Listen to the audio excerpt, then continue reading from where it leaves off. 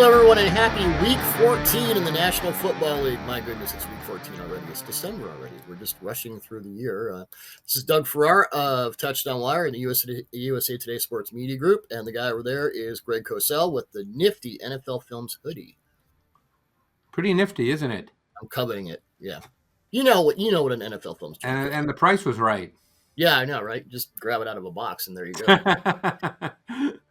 Well, let's grab our games out of the box, Greg. And this, a couple weeks ago, might not have sounded like a compelling matchup, but I think it is. Los Angeles Rams and Baltimore Ravens. The Rams were 3-6 before their bye. They're now 6-6, second place in the NFC West, right on the cusp of the playoff hunt. And Matthew Stafford was particularly great against a Browns defense last week that has been up and down, but generally makes things tough for opposing quarterbacks. When you and I always talk on the phone the day before we do this to kind of set things up, and the 70-yard touchdown pass to Puka Nacua with 4:08 left in the first quarter. This to me was a perfect example of why I love the intricacies of football, because I think we talked for 15 minutes on this one play and how, Stafford had gone to Sean McVay and said, hey, I have this check for when the Browns do this. And we were kind of debating and watching the play between us, kind of like, okay, what did they see and what did they do with it? So I know you were going to talk to some people maybe and see if you had any insight into what happened. Well, I also looked at the play again a number of times, and a part of me, when you see things like that, because there's so much, Doug, we don't know, because We're not in the game planning, we're not in the meetings, there's so many details that it's just not simply possible for us to know, no matter how much tape we may watch or how much we know about what we see. And I read the transcript, and Stafford just refused to give away his secrets. So right. So there's just an entire process that goes into this each and every week with teams that we're not privy to. But in looking at it again, a couple of things just stood out to me. And I said to myself, maybe it's not as detailed and complicated as I'm making it out to be. Now, it might be, maybe it's not. But in looking at it again, a couple of things stood out to me. Number one was every defender was basically within 8 yards of the line of scrimmage. Mm-hmm. And there was no deep safety. Okay. Right. Really the deepest middle player was a linebacker, Taki, mm-hmm. because the two safeties were each mugged up on the ball on each side of the formation. So it is possible that what Stafford saw was no deep safety, Taki in the middle of the field. He knows from film study what Jim Schwartz does with his sort of cover 3/cover 2 invert looks. I was going to ask, was that inverted too? It could have been 2, it could have been 3. And the reason I think the reason I didn't think it was 2, but I could be wrong, is because they rushed 5. Now, Normally when you play cover 2, you don't rush 5, you rush 4. That's really what cover 2 is. But there's so many variations now of coverages that I couldn't answer that with 100% certainty. But Jim Schwartz, even going back to his days with the Eagles, Doug, sort of had this sort of cover 2, cover 3, you're sort of uncertain as to what it is based on how it kind of plays out. We had discussed before this season that he is so good at that. Yes. And obviously for younger quarterbacks, it might pose a significant problem. Stafford's been doing this a long time, and he's pretty good. So, again, I can't answer if it was cover 2 or cover 3 invert, because as I said, both safeties were up on each edge, and they ended up being pass rushers, blitzers on the play. Yes. And the players who dropped deep were the outside corners. Right. And so that's why I thought it was 2, but yeah. What's that? That's why I thought it was invert 2. Yeah, and so it could have been 2 or it could have been 3. Right. But either way, the point is, I'm sure what Stafford saw was all defenders within 8 yards of the line of scrimmage. The middle defender was a linebacker. So, based on that, he's thinking, okay, I'm lined up in a 3-by-1 set. I've got Nacua as number 2 to trips. Higbee, Nacua, Cooper Kupp. Right. If I send him on a middle seam route, unless there's some crazy late rotation, which then I have to deal with when I take the snap. But if there's no crazy late rotation, I'm going to have a linebacker running the seam with Nacua.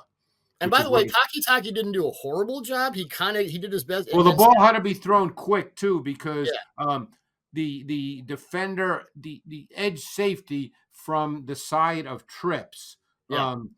ended up, getting there. Be, he got there pretty quick. It was Thornhill. He was sort Yep. of unblocked off the field edge. Right. So Stafford couldn't wait. He had to throw it a little earlier, which made it seem like Taki had better coverage. If Stafford could have waited another beat and Oh, made a yeah. different kind of throw, maybe a more over-the-top throw as opposed to kind of a firm touchline drive, maybe it would have been a different play and a different throw, and it might still have been a 70-yard touchdown. But he had to get rid of the ball, so he had to get rid of it when Nakua was not quite, down fully down the seam. But Right. it was just one of those plays, where I just watched it over and over and over again, and I just thought it was really cool. I'm going to give you my theory. Stafford saw something similar on an earlier play with 9:20 left in the first quarter. 3-by-1 motion was to the other side after 2-2 Atwell motion to it, but it was another case where it looked like invert 2, and again, the defensive backs blitzing off either side. It was Delpit and Martin Emerson this time. Yeah. With that defensive look, Jeremiah Owusu-Koramoah was responsible for extending out as the flat defender to the offensive right side. Stafford still got the ball to Nakua on that side. My guess is when Stafford saw a defensive back in a blitz look again, he took note and recognized that the underneath defender to that side, whoever is playing linebacker depth, would have to take the flat right away. On the 70-yard path, the responsibilities changed because it was 3-by-1 to the right side. Now Emerson was responsible for the flat. Taki had to take Nakua wherever he went, which was exactly what happened. And then Khalif Halasi was giving the help up top to that side, but that gave Nakua the room for his release. I wonder if they identified something from that previous play. It's very possible. Like if we have two corners deep and two DBs blitzing, okay, we kind of know not only what they're going to do, but if we run 3-by-1 to that side, what the defensive responsibilities then have to be. And by the way, we will put this play up. Otherwise, people will be like, "What the hell are you talking about?" Yeah, because even if the corner to the trip side was that Halasi on the 70-yarder? Yes. I mean, even if he went more into the middle, like if he rotated hard into the middle, I don't know if he still would have gotten there, but it might have made it a tighter throw. But because he was on the outside, he was over number one. So and he may have had to stay there because Kupp's flat route may have gone vertical. So maybe his first thing was like, don't let Kupp. Well, unless you're going to have the flat defender run with Kupp vertically, right? Which you could.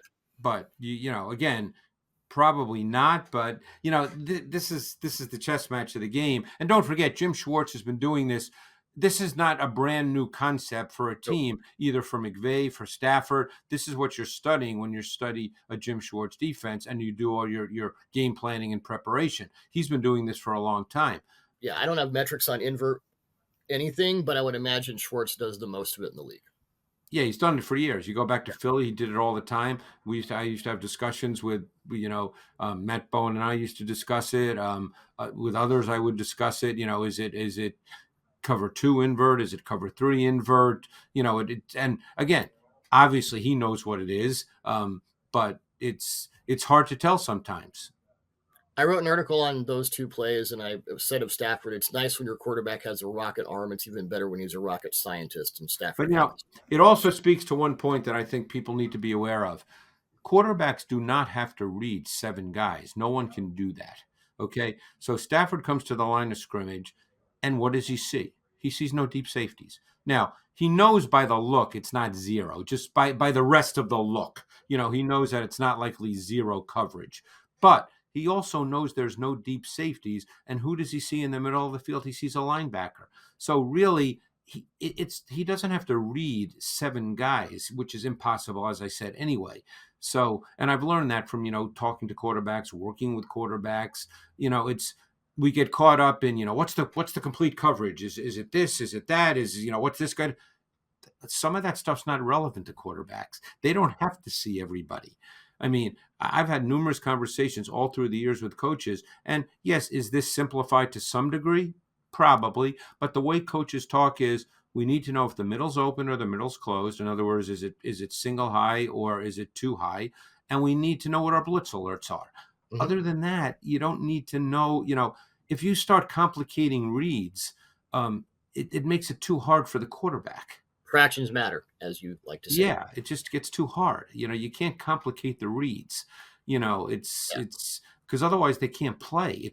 You can't be thinking the game as you're dropping back. You've got 2 to 2.5 seconds for the most part to get rid of the football within the timing and structure of the play call. So it has to just happen kind of innately and naturally based on everything you studied. You can't be taking the snap and then thinking. Which segues very well into this particular matchup because it's the Ravens defense. So whether it's open or closed and who's blitzing, you really don't know. And they just had a bye, so we haven't talked about their defense in a while. But Mike McDonald, I mean, he is as good as anyone at clouding the picture. Jadeveon Clowney's probably having the best season of his Without career. question, he looks like a totally different player. Justin Madubuike is an absolute. I think he's in a contract year too, and hello, that guy's, But Geno Stone has been. He has the second most interceptions this year with 6. There's more that matters to that. He's behind Deron Bland of the Cowboys. We'll get into that difference in a minute. But he's been a smart and effective third level player. Kyle Hamilton has become a star in both coverage and as a blitzer. Highly effective with blitz and drops looks with linebackers Roquan Smith and Patrick Queen. And this is we were talking about Steve Spagnuolo's defense a couple weeks ago about how they switch their fronts, they switch their coverage at the same time. So it's at 2 different levels that you don't really know what you're getting. And with the Ravens, it's 3 different levels. So Stafford can read anything out. I mean, he can, but this is going to be a test. Yeah, it's funny. I mean, obviously, Clowney's having a great year. I mean, and he looks totally different on film. He looks leaner. He looks quicker. He's bending more than he ever really has because he was always kind of straight line stiff, right, which is why he was never a great pass rusher. Well, and then they used him as a spinner at middle linebacker depth, too. Yeah, this year he's become a very good pass rusher. Yep. But my point is this: defensive linemen are defensive linemen. Clowney's having a great year. We've talked about Madubuike before. He's really good, but they're defensive linemen. They're not going anywhere. Right. I think based on tape study, you could make the argument that the 3 defenders who are the key to what they do are the 2 linebackers and Kyle Hamilton. I would agree. Kyle Hamilton is essentially their slot corner now, in addition to doing other things, but he's essentially their slot corner as a 6'4", 215-pound safety. And he's capable of doing that. Yeah. And it's why, just to break in, it's why he was my number 1 prospect in his draft class, because you don't get that combination. No. It's weird.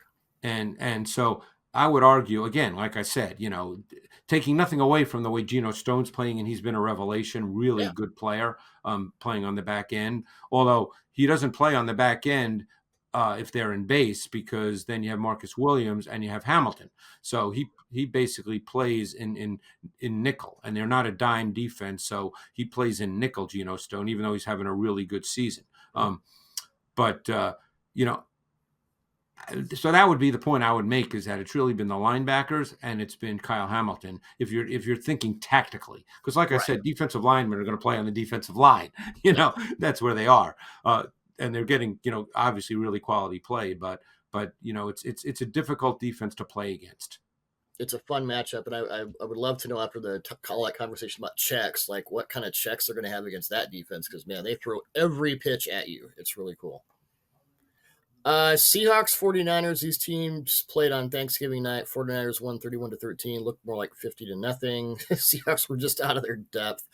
I wanted to get into, to a point, the offensive game plan San Francisco had against the Eagles. Brock Purdy, who came into that game with the NFL's 3rd most completions of 20 or more air yards, 24, behind only Dak Prescott and C.J. Stroud, didn't throw a pass longer than 16 air yards, and all but 2 of his completions were outside the hashes. Deebo Samuel caught 4 passes on 4 targets for 116 yards and 2 touchdowns.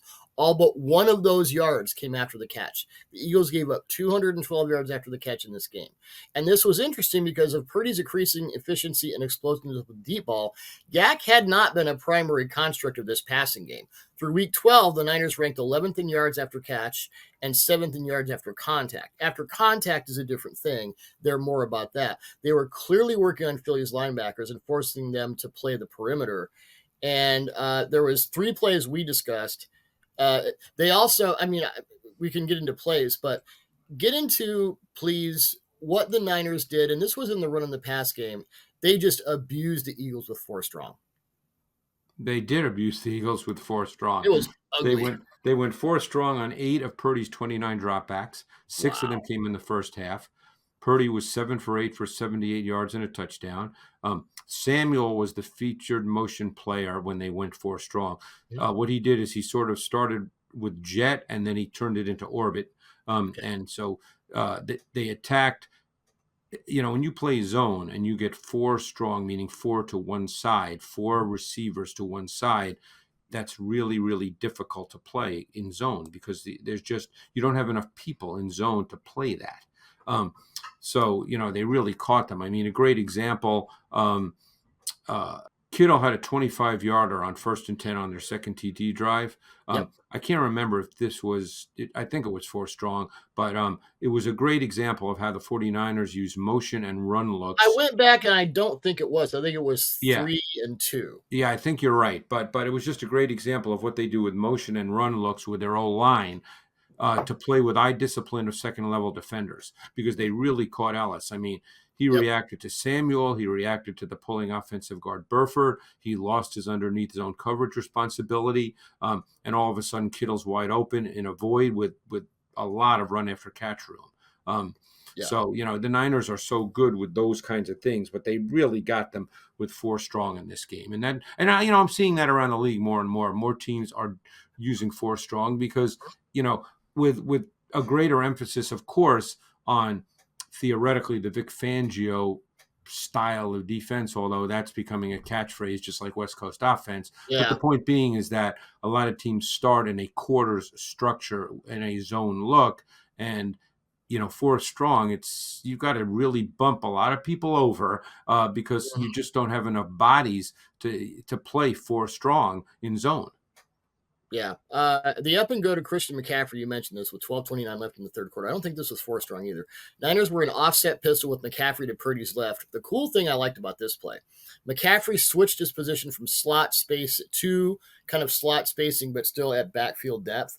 I don't think this changed anyone's responsibility. It was cover 1, so I think Morrow was going to take McCaffrey no matter what, with Roby on Ayuk on the seam route. But it was another example of how the 49ers just use little wrinkles to beat you to the punch. And this was just a different game plan. So Seahawks defense, hello, here come the alerts, guys. You're you're in. Yeah, I thought that this play worked off the knowledge that they gained 3 plays earlier on an 18-yard completion to Jennings, which was the first third down of the third quarter. It was 3rd and 5.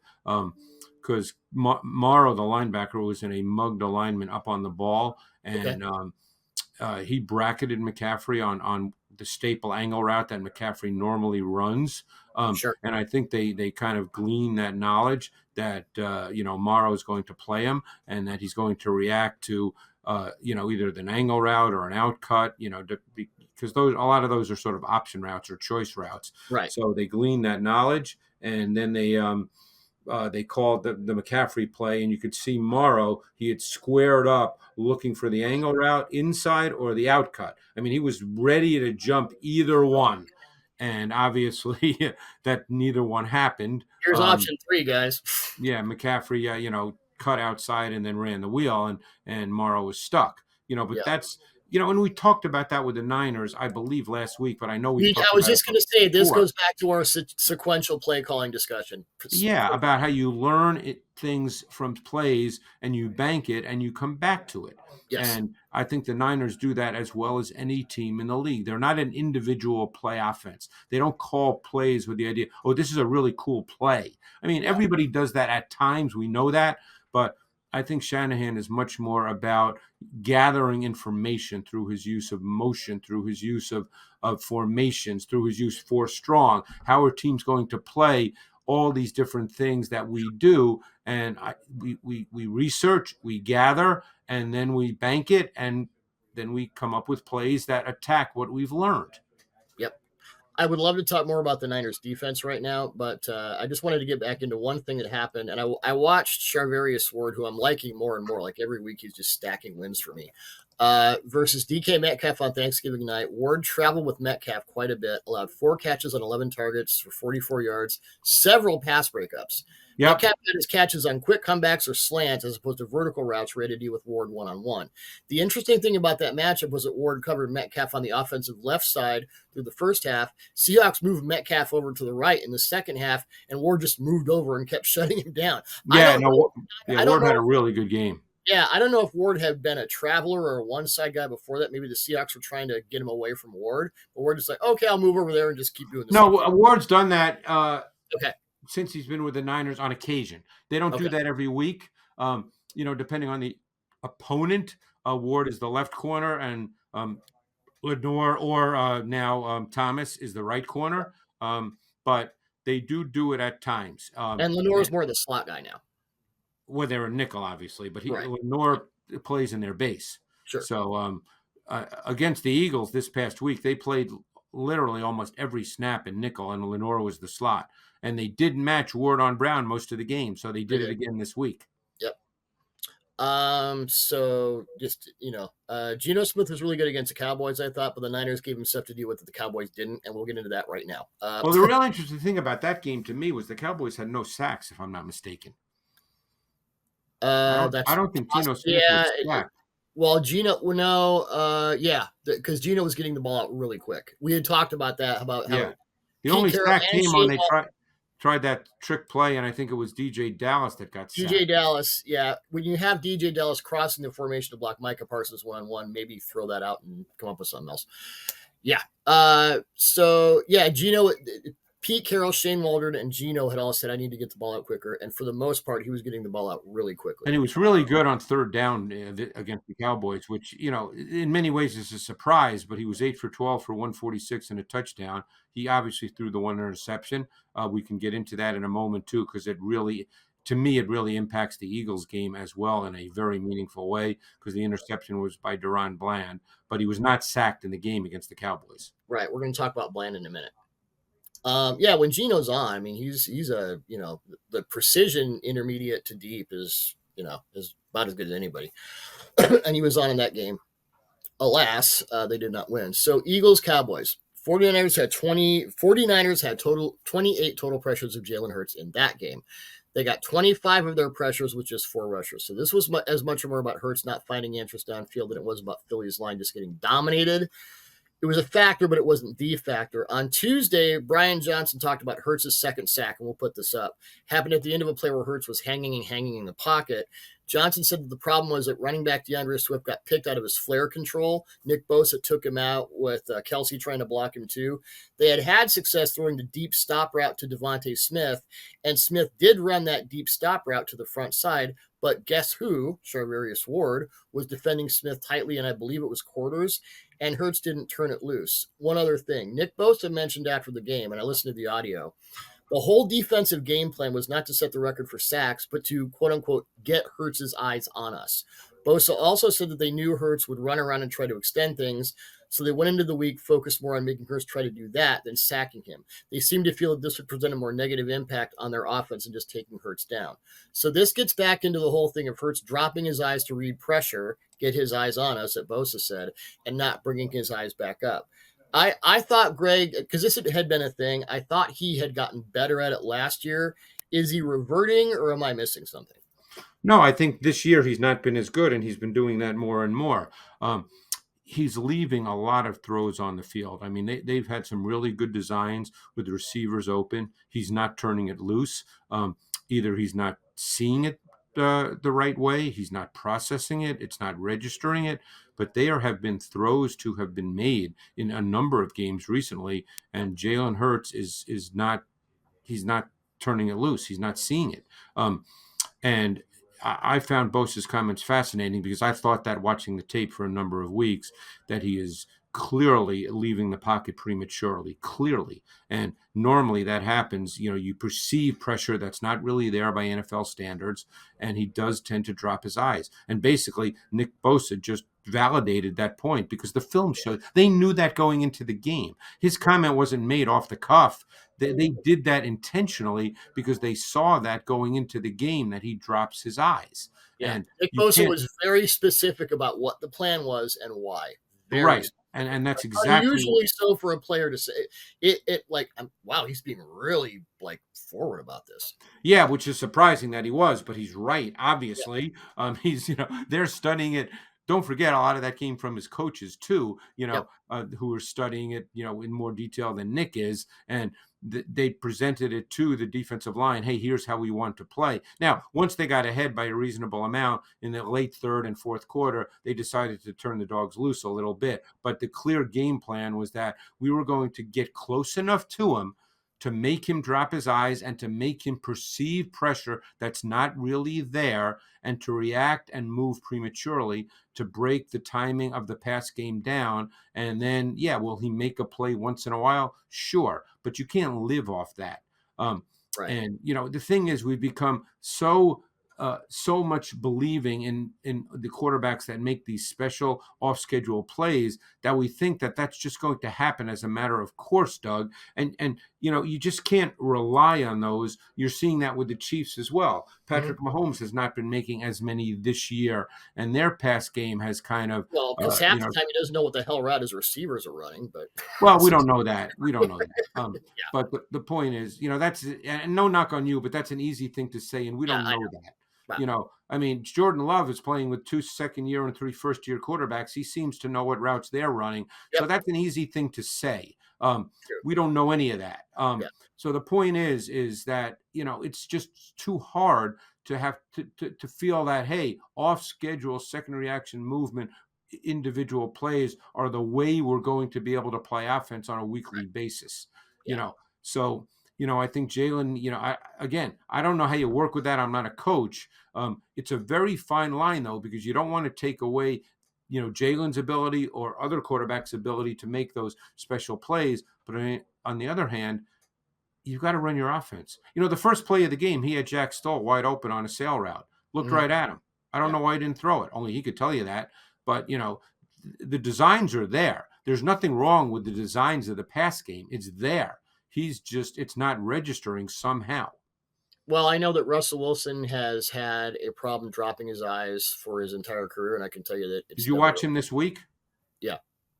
It was not pretty. It was rough.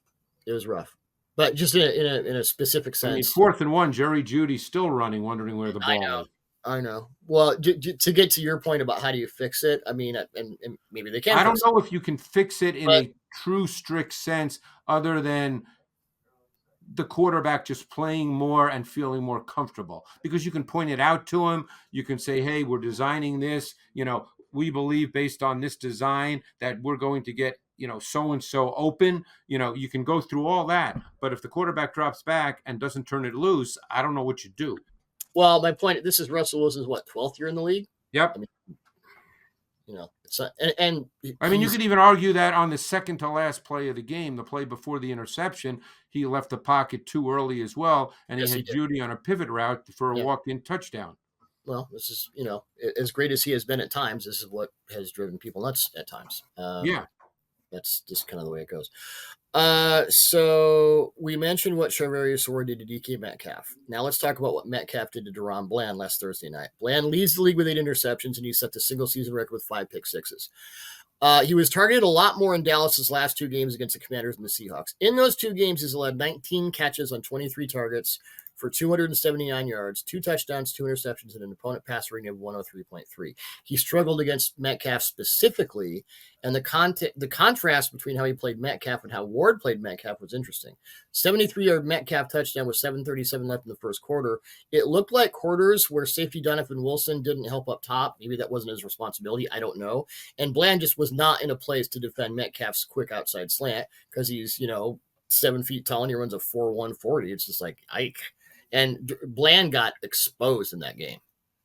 Bland is a certain kind of corner. The large majority of his interceptions come when he's in off coverage and he almost doesn't get out of his pedal at all, and he drives on routes. He does a really good job of playing off the fact that they've got a very good pass rush, and he anticipates that the ball's going to come out. When that doesn't happen and he has to play, like the Metcalf's long touchdown, he was sitting, squatting, flat-footed, and Metcalf actually did a really good job running his route, which Metcalf has not always done this year, by the way. When the corner's been playing a little bit inside, sometimes Metcalf does not do a good job. But here, he just crossed Bland's face, and Bland was not in position to play it. He was stuck. He was flat-footed. But Bland's been beat a lot this year. He's a very interesting player because he's really good at one thing that's resulted in the large majority of his interceptions, but he gets beat a lot. The Eagles will go after Bland. He's a beatable corner. Is that an A.J. Brown matchup or a Smith? Well, Smith caught a touchdown against him in the week 9 when Bland was actually in press, and Devonta Smith ran a stutter go, and it was a great throw by Jalen Hurts. Great throw. One of Hurts' best throws of the season. But he still beat him. Smith still beat him. But no, teams are going after him because, if you can protect against the Cowboys, and obviously the Seahawks did because Smith was not sacked and the ball was coming out, but if you can protect, Bland is a beatable corner. Yeah. Metcalf on that play after the game, I just saw the ball in the air and nobody was in front of me, which I wonder if that crossing the face thing is a way to get him away from being able to jump those routes. Well, it depends on the route, obviously. Sure. He jumps a lot of out routes. And that's, the touchdown he had, I believe, on Thanksgiving against Sam Howell was a perfect example of what Bland is. That was the record breaker. The thing is, he sits. He doesn't really pedal. He just sits and he waits, and then he plants and drives. That's what he does. But there were also plays in that game against the Commanders where I forget who it was. It might have been Samuel ran a great route and beat him. But guys are beating him. Like I said, he's really good at what he does. But beyond that, don't forget, he was a slot corner initially. He's playing outside because of the injury to Diggs. The Eagles will go after him. Now, I don't know how it'll turn out, but they will go after him. Well, he's been targeted so much more in the last 2 weeks, and this is one of those things where coaches will tell you what they think of players by what happens on the field. Yeah, exactly. This is a statement. They're targeting him. What'd you say? 23 targets the last 2 weeks. 23 targets the last 2 weeks. And he's given up 19 catches for 241. Yeah, 2 touchdowns, 2 picks, and So it's feast or famine. Yeah, and he's a second-year guy. He's putting it all together. Oh yeah. No. He's not a bad player at all. He's actually. We're talking the way coaches are going to talk, the way they're game planning, Doug. Yeah. For people listening, this is not a knock on. This is not a personal statement about Deron Bland. This is what's happening.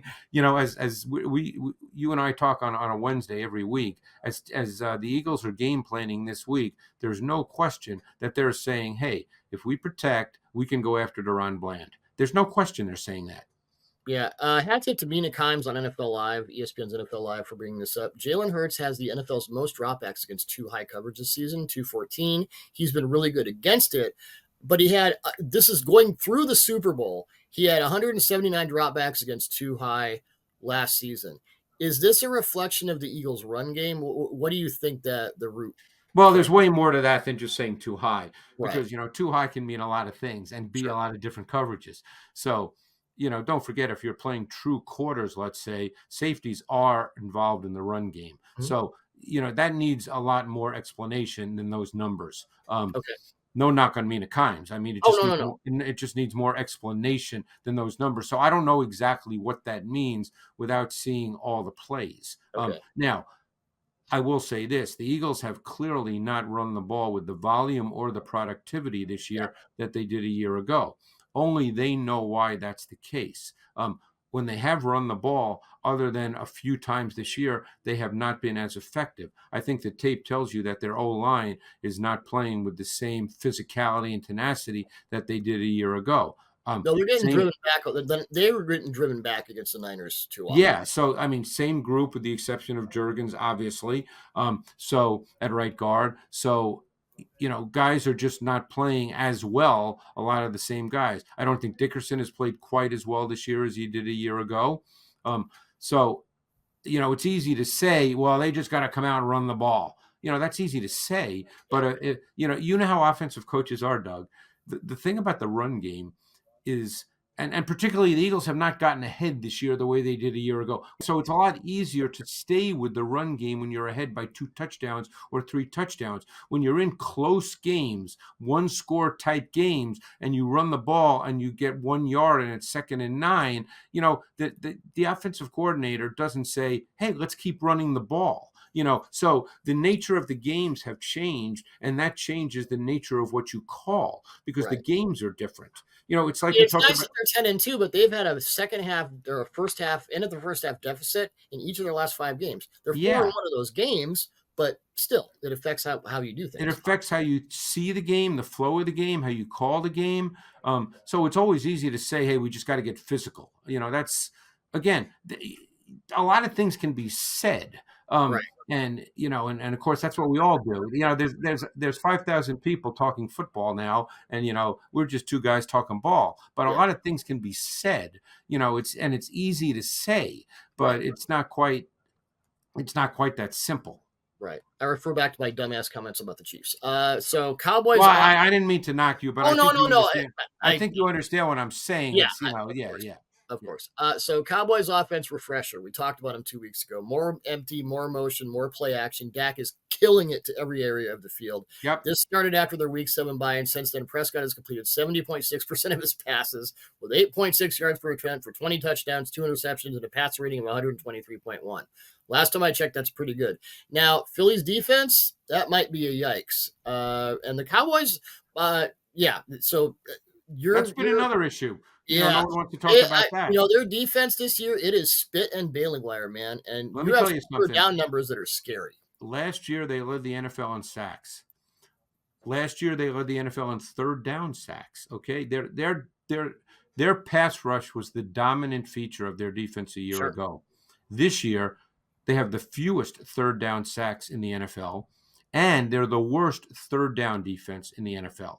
So, their defense is a major issue as well here. And Prescott, beginning with the Eagles game, week 9, which they lost, but the Cowboys offense was really good, Prescott has been outstanding. Now, they've increased their use of empty formations quite a bit in those 5 games. Their O-line, Tyron Smith has looked like he did 5 years ago. He's playing at a really, really high level. And when they played the Eagles week 9, he stoned Josh Sweat. Josh Sweat has not been as good in the last month or so as we know he can be, and neither has Reddick. They've not been able to rush the quarterback. And the problem is, if you can't rush the quarterback, they might have to think about ways, Doug, to scheme pressure, because the problem is their corners are not playing very well either. And the issue in the NFL is, and a lot of people are starting to come around to this, is that corner is the most important position on the field, because you can't cover bad corner play. You can always scheme pressure, but you can't cover bad corner play. So the Eagles might have to start thinking about scheming pressure, but then who are going to be the blitzers? They've struggled at the linebacker position. They just signed Shaq Leonard, and again, I don't know Shaq Leonard. I watched his tape. He certainly didn't stand out. He obviously got beaten out by E.J. Speed. They're a team in the playoff hunt, the Colts. We'll probably be talking about them at some point soon, depending on. We need to start talking about their defense in a big hurry. They're 2nd in the league in sacks, by the way. Yep. And just if they win this week against Cincinnati, they'll be 8-5, and we'll start talking about them. We'll talk about them next week, probably either way. Yeah, but the point I'm making is that, Leonard couldn't beat out E.J. Speed because the Colts are in a playoff hunt, and you'd like to believe that the coaches are going to play the best players, and they didn't believe that Leonard was one of their 2 best linebackers right now. So I'm not saying he's done. I don't know that, and I would never say that, but clearly, I think in Philly, people think they're getting Fred Warner, and they're probably not. Yeah. So that Eagles defense, that's not the time to be facing Dak Prescott. Finally, Packers versus Giants on Monday night. And the reason I want to bring this up, you said to me on our phone call yesterday, I want to talk about one quarterback who's playing. Before you even finished your sentence, I knew it was Jordan Love. And I want to talk about Jordan Love versus the blitz specifically. Only the Vikings have a higher blitz rate this season than the Giants. But the Vikings have allowed 10 touchdowns to 2 interceptions and an opponent passer rating of 114.5 when sending 5 or more rushers. And I'm going to count 5 because the more 5-man pressures I'm seeing, I don't want to take 5 out of the equation. I know we've talked Yeah, about the blitz is a tough thing because of the opponents. There's a right. lot of teams now that play 5-man fronts and they rush 5. I know that all the metrics, all the statistical websites count that as a blitz. I do not count it as a blitz if a team lines up, let's say in a 5. You see a lot of times now play 5-1 nickel with 5 D linemen, 1 linebacker, and they play nickel. I don't view if they rush those 5 as a blitz. I know it's counted as such. So I think you have to look at what who they're playing. You have to look But at the plays. yeah, but overall, Love has been playing really, really well. And the Giants defense has covered well, and you look at the metrics now. 2 of the 5 picks they have in 5-man pressures came against the Patriots in Week 12 when Mac Jones threw that crossbody pick that Bailey Zappi later perfectly replicated. I still don't know how that happened. And the pick 6 to linebacker Bobby Okereke. Another one's that Sam Howell WTF throw in Week 11 in the fourth quarter. So this is another case, as always, where you have to watch the interceptions. Correct. Jordan Love against the blitz this season, and I wanted to bring up 2 plays. He's played really well against the blitz. Did you see the 27-yard completion to Dontavian Wicks against the Chiefs with early in the second quarter? Yeah. 4-man front with Willie Gay and Jack Cochran showing off-ball pressure looks. Cochran dropped, Gay blitzed. So it was a 4-man front with a 5-man blitz. Made it a 4-on-4 to Love's front side. You're talking about the 27-yarder on 2nd and 8 on the second possession? Yeah. Yeah, the Chiefs were in 3-3-5 big nickel. Connor, they went to cover 3. Right. And Chanel was the defensive left side edge. Yeah, they went with a vertical route concept that had a high-low element. Wicks ran the deep crosser, and running back Taylor off the run action released into the flat. That was a big-time throw by Love. It really was. And then Love's second touchdown pass to Christian Watson with 5:28 left in the third quarter. And Love talked about this after the game about you never know when the Chiefs are going to bring it when they weren't. They brought a 7-man pressure look with 6. That was 0 out of nickel. Yeah. Gay dropping. Love had pressure from Karlaftis from his front side. He had to abbreviate his throwing motion because of that. He couldn't go full through, but he made a great throw to Watson over the head of cornerback Joshua Williams. So that nugget in a larger sense of how Jordan Love is playing now. Well, I'll tell you what I loved about that play. What I loved about that play, and I learned this from, I think, probably from Bill Walsh, is if you watch that play carefully, he knew that he was getting 0 pressure. And if you notice, he sped up his drop tempo because he knew he had to get away from the bodies. See, that to me is a subtlety and a detail of the position that not a lot of guys do. He had to speed up his drop tempo, and he did so because he knew that there'd be people coming for him, and he wanted to make sure he had enough space to make the throw. And he did. And by the way, he put the ball exactly where he needed to put it, high and away, because Williams is a big corner. Right. I thought I was seeing Dwight Clark there, just doing his thing. Yeah, that was beautiful. And the other thing that says a lot about how Love has progressed is as that game went into the late third and fourth quarter, because they never, that game was close. It was.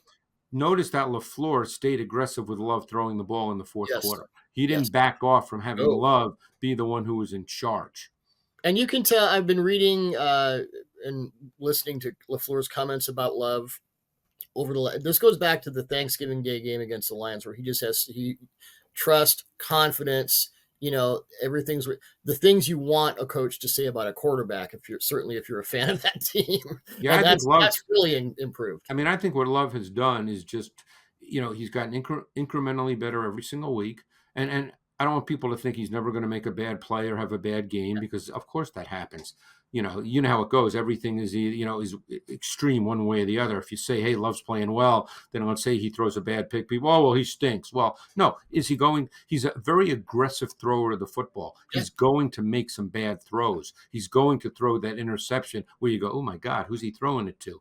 But he's clearly improving. He looks far more comfortable playing the position. And from a talent and traits perspective, Doug, he's really just a notch below the high-level guys. I mean, he's got a big arm. He's a big kid. He moves well. He's not a runner per se, but he can move. His talent level is pretty high. and we're seeing the results of that. Well, Greg, I don't want to make you late for nearing an NFL matchup because I imagine you've got people asking about you in a minute. So great stuff as always. We had a lot to plow through this week because there are so many good games. Oh, but, yeah. Awesome stuff as always, my friend, and we'll talk more X's and O's next week. Thanks, Doug.